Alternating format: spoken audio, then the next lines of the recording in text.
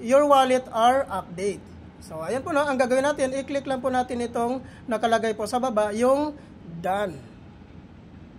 So, ayan po guys, kung napapansin nyo po, no, so napalitan na po yung, yung credit wallet natin kanina, ay nagiging GrabPay wallet na po. So, ganun lang po kadali po, para po real time na po yung pagka-cash out po natin dito sa ating Grab driver app po natin. So, i-click lang po natin itong cash wallet dahil po mag-transfer po tayo ng pera po natin papunta po sa ating GrabPay wallet. So, ngayon, ang gagawin po natin dito ay kailangan lang po natin itong i-click ang transfer po dito. Guys, ito pong nakalagay po sa bandang right side po, no, yung transfer. Click po natin yung transfer, ayan.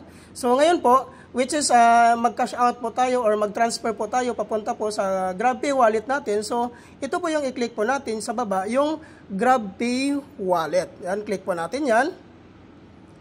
Ayan po. So, ngayon po, dito, hinihingi na po yung amount na kailangan po nating i-transfer papunta po sa GrabPay wallet po natin. So, i-type lang po natin dyan amount kung magkano yung amount na ilalagay nyo po dyan.